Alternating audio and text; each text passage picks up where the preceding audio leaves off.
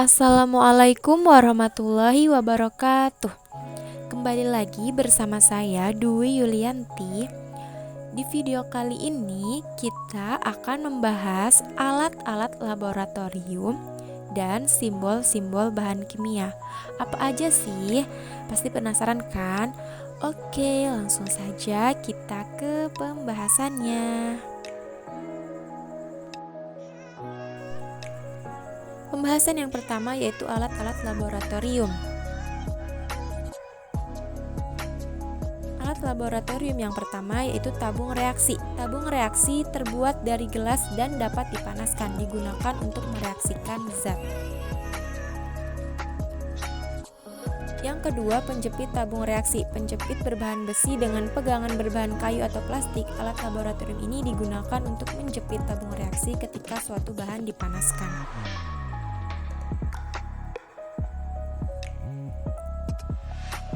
Ketiga, rak tabung reaksi. Rak kayu maupun plastik digunakan untuk menahan posisi tabung reaksi. Keempat, labu alas bulat. Wadah gelas berbentuk bulat di bagian dasar dan leher silinder biasanya digunakan untuk memanaskan cairan. Yang kelima, labu alas datar. Wadah gelas berbentuk bulat dengan alas datar dan leher silinder digunakan untuk mencampur atau menyimpan bahan kimia berbentuk cairan. Yang keenam, labu Erlenmeyer. Digunakan untuk mencampur atau menyimpan bahan kimia berbentuk cairan, juga terkadang digunakan untuk memanaskan larutan. Yang ketujuh, gelas piala. Gelas piala biasanya memiliki beragam ukuran. Nah, digunakan sebagai wadah larutan dan untuk memanaskan larutan. 8. Pipa gelas. Tabung gelas berdiameter 3 mm yang terbuka pada kedua sisinya. Umumnya digunakan untuk membuat sambungan.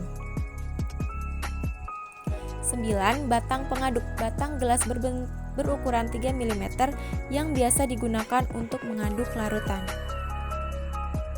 Ke-10. Corong. Digunakan untuk menuangkan cairan dari suatu tempat ke tempat lainnya tanpa terjadi tumpahan. 11. Cawan porselen. Terbuat dari porselen, digunakan untuk menguapkan larutan dengan pemanasan. Ke-12. Pipet. Alat ini berfungsi untuk mengukur dan memindahkan cairan yang terukur ke wadah lainnya. Terdapat penanda pada bagian yang menggelembung atau gondok pada bagian tengah pipet. Ke-13. Buret. Tabung panjang dengan stopcock atau keran pada bagian bawahnya memiliki kapasitas 50 mm. Fungsinya adalah untuk menuangkan cairan dengan jumlah tertentu.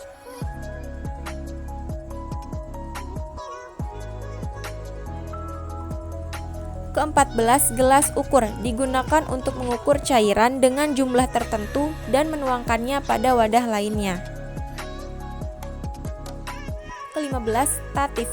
Digunakan untuk menahan alat gelas, biasanya berupa labu alas bulat atau tabung reaksi pada posisi tertentu. 16. Kaki 3. Penyangga dengan 3 kaki yang digunakan untuk menyokong alat gelas ketika dipanaskan. 17. Alu dan mortar. Terbuat dari porselen, padatan ditaruh pada mortar dan ditumbuk pelan menggunakan alu sampai halus dan menjadi bubuk. 18. Lampu spirtus. Wadah silinder beralas datar dengan sumbu di tengah sampai ke atasnya. Biasanya berisi campuran etanol dan metanol. Pada saat dinyalakan, lampu spirtus dapat menghasilkan api yang sangat panas, digunakan untuk memanaskan bahan kimia. Pembahasan yang selanjutnya yaitu simbol-simbol bahan kimia.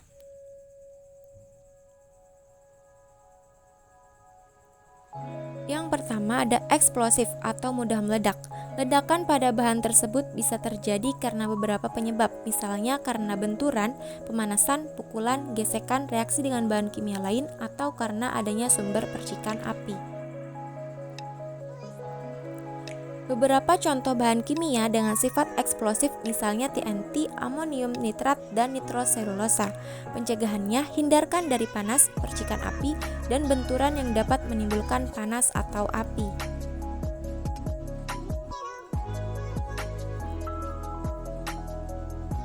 Yang kedua, toksik atau beracun. Keracunan yang bisa diakibatkan bahan kimia tersebut bisa bersifat akut dan kronis, bahkan bisa hingga menyebabkan kematian pada konsentrasi tinggi.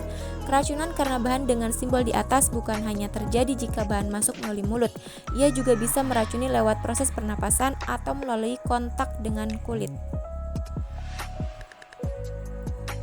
Beberapa contoh bahan kimia bersifat racun, misalnya arsen triklorida dan merkuri klorida. Pencegahannya, hindari kontak langsung dengan kulit, gunakan masker untuk mencegah upaya masuk melalui pernapasan. Ketiga, ada flammable atau mudah terbakar.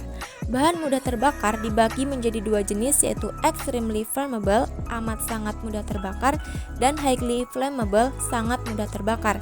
Bahan dengan label extremely flammable memiliki titik nyala pada suhu 0 derajat Celcius dan titik didih pada suhu 35 derajat Celcius.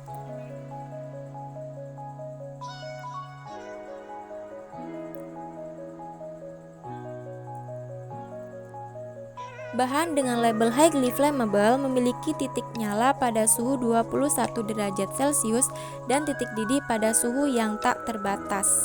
Pengaruh kelembapan pada terbakar atau tidaknya bahan ini sangat besar.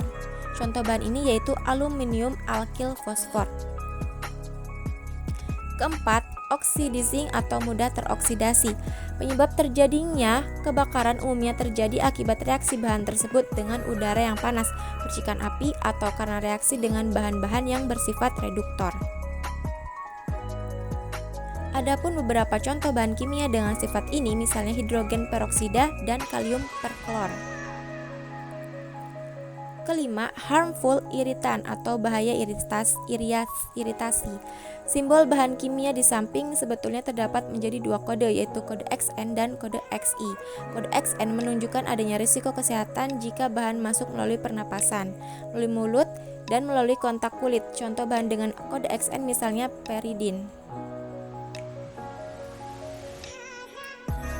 Sedangkan kode XI menunjukkan adanya risiko inflamasi jika bahan kontak langsung dengan kulit dan selaput lendir. Contoh bahan dengan kode XI misalnya amonia. Keenam, korosif atau korosif.